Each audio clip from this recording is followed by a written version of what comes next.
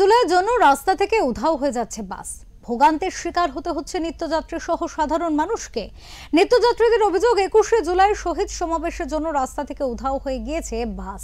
দু একটি local bus চললেও শহরে এবং শহরতলির রাস্তায় দেখা যাচ্ছে না দূরপাল্লার বাস।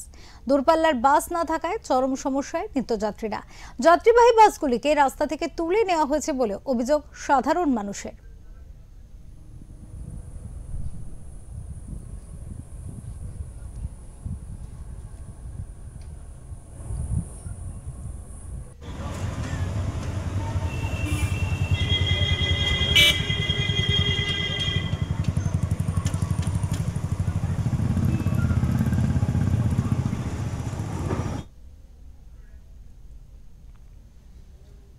দীর্ঘক্ষণ দাঁড়িয়ে থাকার পর সাধারণ মানুষের ভরসা শুধুই টোটো, অটো বা চারচাকা।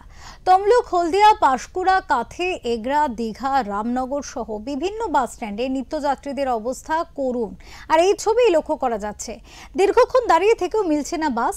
চরম ভোগান্তির শিকার জনসাধারণ। বেশি অর্থ দিয়ে কর্মস্থলে বা গন্তব্যে পৌঁছতে হচ্ছে সাধারণ মানুষজনকে, এমনটাই অভিযোগ। তবে সকাল থেকে এই চিত্রে দেখা গেল সারা পূর্ব মেদিনীপুর জুড়ে। দেখুন।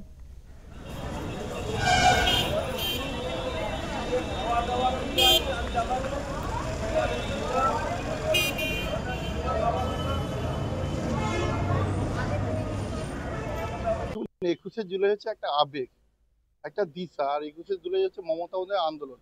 21শে জুলাই রাস্তা থেকে বাস উধাও হচ্ছে, এই কথা সম্পূর্ণ মিথ্যা কথা। যেনারা বলছেন ওনারা হয়তো জানেন না, 21শে জুলাই মানুষ স্বেচ্ছায় যায়।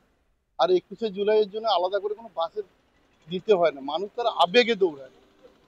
দু একটা লোকাল বাস চললেও কিন্তু দূরপাল্লার বাস এখন থেকে নিয়েছে। না না, সমস্ত বাস সচল আছে, এই তো রাস্তায় যাচ্ছে, আপনারা দেখছেন সমস্ত রুটের বাস সচল আছে।